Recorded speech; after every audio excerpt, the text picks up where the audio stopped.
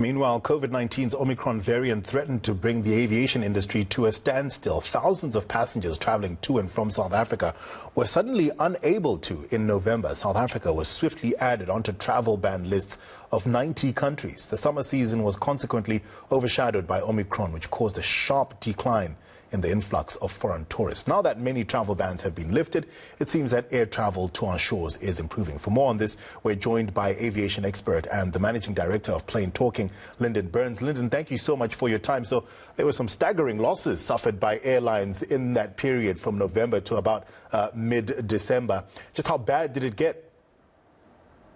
Well, we had an unprecedented situation where we had 10 consecutive days of negative trade from the 1st to the 13th of December. That means airlines were processing and handling more cancellations of bookings than they were taking new bookings over that period. We'd been through a period, and that was bookings for travel within South Africa as well as to and from South Africa. And we'd been through a period in the preceding 18 months of building up, rebuilding the industry and supporting the tourism industry. We'd had a 98% collapse in the industry following the first wave of lockdown, or the first lockdown. And we built back traffic to around about 80% in the domestic market. And then the Omicron announcement happened, and all of a sudden we fell off a cliff again, and bookings were down 85% in November, December of this summer compared to 2019. We've started to see some encouraging signs now that some of those bans are being lifted, and we're now at around about a third of where we were in 2019, 2020. So we've still got a long way to go, but we're climbing back slowly.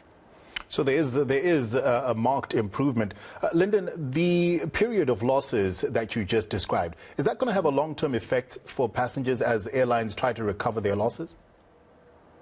I think it's going to have a long-term effect for everybody. We're talking about over 200,000 jobs lost in the economy, in the seasonal economy. Those are jobs in the broader tourism sector. We're talking about nearly just in the first 48 hours of that period, almost R1 billion being wiped out. I think travelers are gun shy.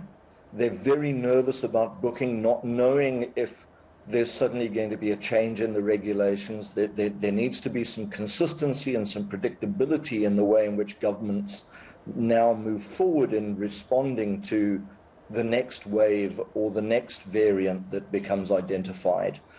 We can't just have a situation where every government and his dog, just makes up their own set of rules and implements them overnight.